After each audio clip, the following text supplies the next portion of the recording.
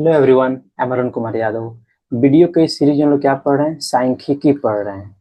और सांख्यिकी का यह है प्रश्नावली 13.1। 13.1 का 1 से लेकर 7 तक क्वेश्चन नंबर देख चुके हैं। यह है क्वेश्चन नंबर 8। और जितना भी कंसेप्ट का वीडियो है सांख्यिकी का, यदि आप नहीं देखे हैं तो जाकर लेक्चर 1 देख लीजिए। सांख्यिकी के प्लेलिस्ट में आपका कंसेप्ट सारा क्लियर हो जाएगा। और मैथ का सारा प्लेलिस्ट रेडी है। मैथ का जितना भी प्लेलिस्ट है 1 से लेकर 14 तक सबको पढ़ा दिया गया है डिटेल में। तो हम चाहेंगे कि आप जाइए अब मैथ का एक एक क्वेश्चन को देखिए। और कोई डाउट हो तो कमेंट करें, आपके डाउट को सॉल्व किया जाएगा। आइए क्वेश्चन को पढ़ते हैं। किसी कक्षा अध्यापिका ने पूरे सत्र के लिए अपनी कक्षा के 40 विद्यार्थियों की अनुपस्थिति निम्नलिखित रूप में रिकॉर्ड की है। एक विद्यार्थी जितने दिन अनुपस्थित रहा उसका माध्य ज्ञात कीजिए। पूरे सत्र मतलब 1 साल का जो सत्र होता है क्लास का, ये 10 क्लास का ले ले तो 10 में कितना सत्र होता है? 1 साल का होता है। 25 से 26 ऐसे जोड़ लीजिए। देख लीजिए दिनों की संख्या 0 से 6, यानी 1 साल में 6 दिन 0 से लेकर 6 के बीच जो उपस्थिति रहे हैं, अनुपस्थित रहे, उपस्थित नहीं सॉरी अनुपस्थित यानी अब्सेंट रहे की संख्या कितना है? 11 है। ऐसी 6 से लेकर 10 दिन तक जो अनुपस्थित रहने की संख्या क्या है? 10 है। इसी तरह का सारा डेटा दिया हुआ है। तो बोल रहा है कि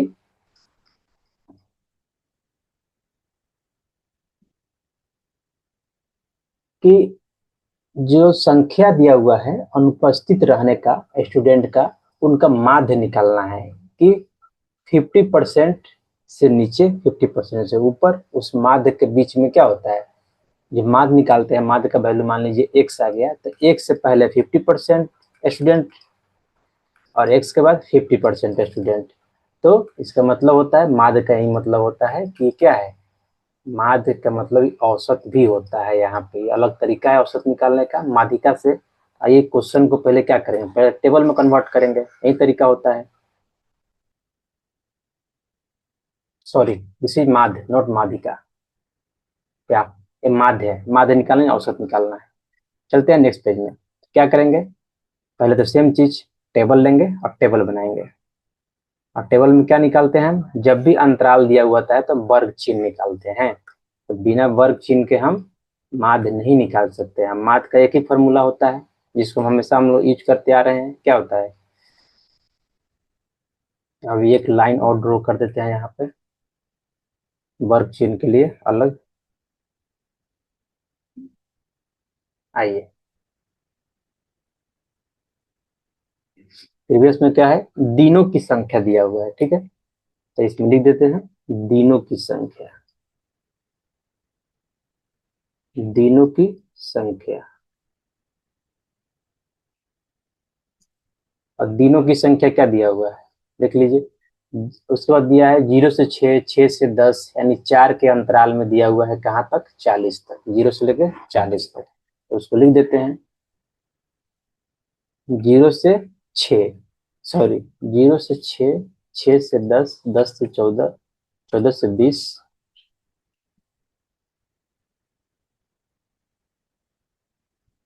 20 से 28, 28 से 38। तो अंतराल यहाँ पे फिक्स नहीं है। इस तरह का क्वेश्चन तो शुरू में दिया हुआ है कि जहां वर्ग अंतराल फिक्स ना हो, इस तरह क्वेश्चन आपको सोल्व नहीं करना है। लेकिन फिर भी इसको हम करते हैं। ये क्या लिखेंगे? 0 से 6, यहाँ पे कितना है? 6 वर्ग माप है। 6 से 10 कितना वर्ग माप हुआ यहाँ पे? यहाँ पे हो जाएगा 4 हो जाएगा। लेकिन हमको समान वर्ग माप वाला ही जो आंकड़ा है उसी का अध्ययन करना है। लेकिन यहाँ पे असमान भी दिया हुआ है, तो आइए इसका भी निकाल लेते हैं। 10 से 14 दिया हुआ है, तो 14 से कितना दिया हुआ है? 14 से 20 दिया हुआ है, फिर 20 से 28 दिया हुआ है, 14 से 20 दिया हुआ है, 20 से 28, यहाँ पे कितना हुआ? यहाँ पे 8 हो गया। देख लीजिए यहाँ वेरी कर रहा है। 28 से 38 कितना हो जाएगा? यहाँ पे 10 हो जाएगा। तो यहाँ पे जो वर्ग माप है वेरी कर रहा है। 38 से 40 यहाँ क्या हो गया? यहाँ पे 2 हो गया। तो इस तरह का हमको अपने सिलेबस में नहीं पढ़ना है, लेकिन फिर भी क्वेश्चन दे दिया है तो बनाते हैं इसको। विद्यार्थियों की संख्या क्या है? 11 है, 10 है, 7 है। इसको पहले लिख देते हैं क्या? विद्यार्थियों की संख्या।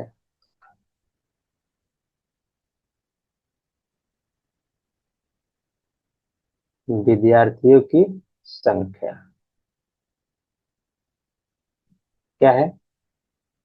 11 है, 10 है, 7 है। आइए देख लेते हैं। फिर 4 4 3 1, तो लिख दीजिए 4 4 3 1। फिर क्या निकालेंगे हम? अब निकालेंगे जो जो विद्यार्थियों की संख्या दिया हुआ है, इसी को F i बोलते हैं। ठीक है, फ्रीक्वेंसी या बारंबारता। अब हम वर्ग चिन्ह निकालेंगे। वर्ग चिन्ह, वर्ग चिन्ह तो हमको निकालना ही होगा। यहाँ पे ध्यान दीजिए, यहाँ पर सबका वर्ग चिन्ह अलग अलग आएगा। जैसे इसका वर्ग चिन्ह क्या हो जाएगा? 0 + 6/2 = 3। इसका वर्ग चिन्ह क्या आ गया? 3 आ गया। इसका क्या हो जाएगा? 6 + 10/2 यानी 16/2 यानी 8 आ जाएगा। क्या आ जाएगा? 8। इसका कितना आ जाएगा? 10 + 14/2 यानी 24/2 कितना होता है? 12। इसका कितना आ जाएगा? 12 आ जाएगा। तो इसको मिटा देते हैं। अब इसका देखिए, इसका तो आ गया। अब इसका देखिए, इसका कितना आ जाएगा? 14 + 20/2 34/2 कितना होता है? 17। यहाँ पे क्या आ जाएगा? 17 आ जाएगा।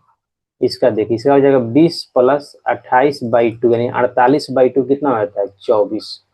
तो इसका 24 आ जाएगा।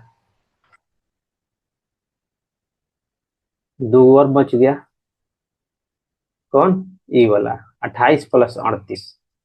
तो 28 + 38/2। 28 + 38 कितना होता है? 8 8 16 के 6 हाथ में गुजरने चाहिए। 3 2 5 1 6। 66/2 कितना होता है? 33। ये कितना आ गया? 33 आ गया इसका वर्ग चिन्ह। अब देखिए 38 से 40, इसका कितना आ जाएगा? 38 साल जुड़ेगा तो कितना हो जाएगा? 78 हो जाएगा। /2 कितना हो जाएगा? 3 8 38। सॉरी 39 हो गई। 3 दूना 6, 1 पर 8, 3 9 दूना 18, 39। तो कितना आ गया? 39 आ गया। जैसे ही सारा वर्ग चिन्ह निकला, अब क्या निकाल देंगे हम? अब इसका गुणनफल निकालते हैं यहाँ पे। Fi और Xi, नहीं तो माध्य के लिए निकालना होता है। अब ये दोनों का गुना करेंगे, किसका? 11 × 3 कितना हो जाएगा? 33। 10 × 8 कितना हो जाएगा? 80, क्योंकि Fi और Xi क्या होता है? ये Xi होता है। तो Fi और Xi का हम गुना कर रहे हैं। 7 × 12 कितना आ जाएगा? 12 × 7 = 84। 4 × 17 पता चुका? 68। 4 × 24, 4 × 4 = 16, 4 दूना 8, 1 9, 96। 3 × 33 कितना आ जाएगा? 99 आ जाएगा। 1 × 39 कितना आ जाएगा? 39 आ जाएगा। और लास्ट में क्या बचा? लास्ट में हम निकालते हैं हमेशा योग निकालते हैं। तो यहाँ पे निकालेंगे सिग्मा Fi। क्या है? विद्यार्थियों की संख्या है। अब विद्यार्थियों की संख्या क्या है? 40 दिया हुआ है। तो क्या है? डायरेक्टली सिग्मा Fi 40 लिख दीजिए। अब चाहे तो इसको जोड़ ले लीजिए, जोड़िएगा भी तो कितना आएगा? 40 ही आएगा। अब क्या करेंगे? अब निकालेंगे सिग्मा Fi और Xi कितना हो जाएगा, ये जोड़ते हैं। 3 4 7 7 और 8 15 15 और 6 21 21 और 9 30 30 और 9 39 के 9 हाथ में 3। देखिए 8 3 11 11 8 19 19 6 25 25 और 9 34 34 और 9 43 43 3 46 46 और 3 46 3 49 499। क्या निकालेंगे अब? अब निकालेंगे माध्य, क्योंकि हमको सब कुछ मिल गया है। अब माध्य का फॉर्मूला क्या होता है? माध्य का फॉर्मूला होता है sigma Fi Xi divide by sigma Fi। और सिग्मा Fi Xi कितना है?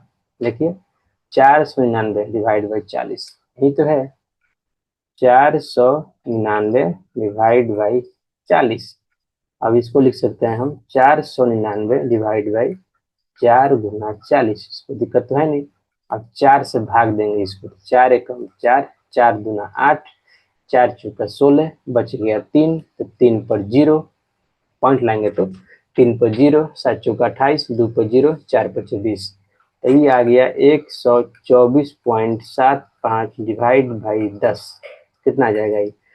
अभी जो पॉइंट है एक पॉइंट और इधर घसक जाएगा, नहीं होता है जब भाग देते हैं कोई 10 से, तो किया जाएगा 12.475। इसलिए क्या लिख देंगे, इसलिए माध्य इक्वल टू लिख देंगे क्या, 12.475। लेकिन यह पूछ रहा है क्या, माध्य संख्या बताना है क्या चीज है, कितने दिन स्टूडेंट अनुपस्थित रहे हैं। तो फ्रैक्शन में तो होगा नहीं दिनों की संख्या, तो क्या कर देंगे, इसके आगे वाला डिजिट को ले लेंगे, 13 ले लेंगे माध्य। क्या पूछ रहा है, एक विद्यार्थी जितने दिन अनुपस्थित रहा उसका माध्य। लास्ट में क्या करते हैं, अतः लिखते हैं हम, तो अतः लिखेंगे, अतः एक विद्यार्थी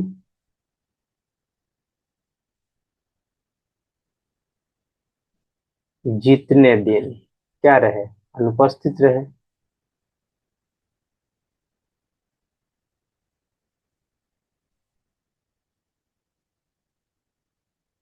जितने दिन अनुपस्थित रहे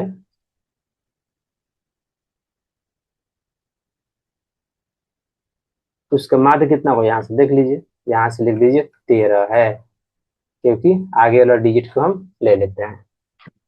आइए नेक्स्ट में, नेक्स्ट नहीं, नेक्स्ट में तो क्वेश्चन खत्म हो जा रहा है।